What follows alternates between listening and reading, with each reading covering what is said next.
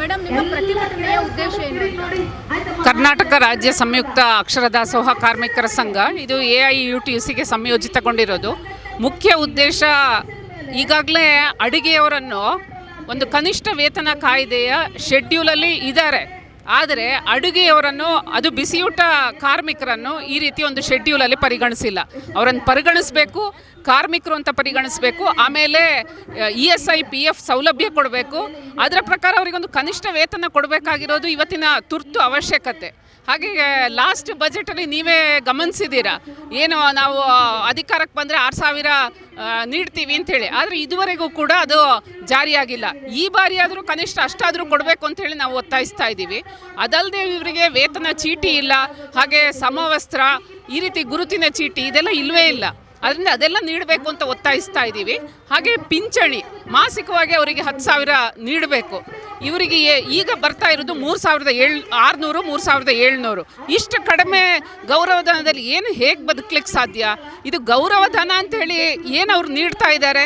ನಿಜಕ್ಕಾದರೂ ಸರ್ಕಾರಕ್ಕೆ ಒಂದು ಗೌರವದ ಇದು ಇದ್ದಂಗೆ ಅನಿಸ್ತಾ ಇಲ್ಲ. ಅವ್ರು ಗೌರವಧನ ಅಂತ ಕೊಡಬೇಕಿದ್ರೆ ಅದಕ್ಕೆ ಯೋಗ್ಯವಾಗಿ ಕೊಡಬೇಕಿತ್ತು. ಹಾಗೆ ನಾವು ಕನಿಷ್ಠ ವೇತನ ಕಾಯ್ದೆಯೊಳಗೆ ಇವರನ್ನು ತಂದು ಅಷ್ಟು ವೇತನ ಕೊಡಬೇಕು ಅಂಥೇಳಿ ಒತ್ತಾಯಿಸ್ತಾ ಇದ್ದೀವಿ. ನಾವು ನೋಡ್ಬೋದು, ಆಶಾ ಕಾರ್ಯಕರ್ತೆಯರು ಬಂದಿದ್ರು, ಅಂಗನವಾಡಿಯವರು ಬಂದಿದ್ರು.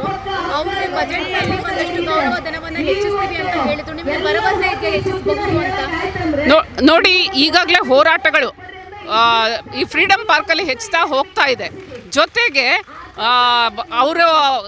ಅವರ ಗೌರವ ಉಳಿಸ್ಬೇಕು ಅಂತ ಆದರೂ ಕೂಡ ಗೌರವಧನ ಕೊಡಬೇಕು. ಹಾಗಾಗಿ ನಾವು ಅದನ್ನು ನಿರೀಕ್ಷಿಸ್ತೀವಿ. ಗೌರವಧನ ಹೆಚ್ಚಿಸ್ತಾರೆ ಅಂತ ಹೇಳಿ ನಾವು ಭಾವಿಸ್ತೀವಿ. ಪ್ರೊಟೆಸ್ಟ್ ಈ ದಿನದಿಂದಲೇ ಪ್ರಾರಂಭ ಆಗಿರೋದು. ಅಲ್ಲ, ಇದು ಬೇರೆ ಬೇರೆ ಜಿಲ್ಲೆಗಳಲ್ಲಿ, ಇವತ್ತು ಇದೊಂದು ದಿನದ ಹೋರಾಟ. ಆದರೆ ಬೇರೆ ಬೇರೆ ಜಿಲ್ಲೆಗಳಲ್ಲಿ MLAಗಳಿಗೆ ಮನವಿ ಕೊಡುವ ಮೂಲಕ ನಾವು ಒತ್ತಾಯಿಸ್ತೀವಿ. ಇದನ್ನು ಬಜೆಟಲ್ಲಿ ಘೋಷಿಸಿ ಅಂತೇಳಿ ನಾವು ಒತ್ತಾಯಿಸ್ತೀವಿ. ಕಷ್ಟದ ಅಂದರೆ ಸರ್ಕಾರ ಒಂದು ಬೀದಿಗೆ ಚೆಲ್ಲದಂಗೆ ಆಗುತ್ತೆ. ದುಡಿಯೋ ಜನರನ್ನು ಬೀದಿಗೆ ಚೆಲ್ಲದಂಗೆ ಆಗುತ್ತೆ. ಅದು ಅವರ ಒಂದು ರೀತಿ ತೋರಿಸುತ್ತೆ. ಒಂದು ಪ್ರಜಾಪ್ರಭುತ್ವದಲ್ಲಿ ಇಷ್ಟು ಕಡಿಮೆ ಸಂಬಳ ಇನ್ನು ಯಾರಿಗೂ ಇಲ್ಲ. 3,600 ಯಾರಿಗಿದೆ ಹೇಳಿ? ಆದ್ದರಿಂದ ಒಬ್ಬಂಟಿ ಹೆಣ್ಮಕ್ಳು, ಇವರೆಲ್ಲ ಬಿಸಿಯೂಟ ಕಾರ್ಯಕರ್ತೆಯರು ಅಂದರೆ ಈ ರೀತಿ ಆಯ್ಕೆ ಮಾಡಿರೋದೇ ನೀವು ನೋಡಿರ್ತೀರ. ಆಮೇಲೆ ಇವರೆಲ್ಲ ಹೆಚ್ಚಿನವರು ಅನಕ್ಷರಸ್ಥರು, ಕೆಲವರು ಹೆಚ್ಚಿಗೆ ಓದಿರುವವರು ಇದ್ದಾರೆ. ಆದರೆ ಇಷ್ಟು ಕಡಿಮೆ ಸಂಬಳ ಕೊಡೋದಕ್ಕೆ ಸರ್ಕಾರಕ್ಕೆ ನಾಚಿಕೆ ಆಗಬೇಕು.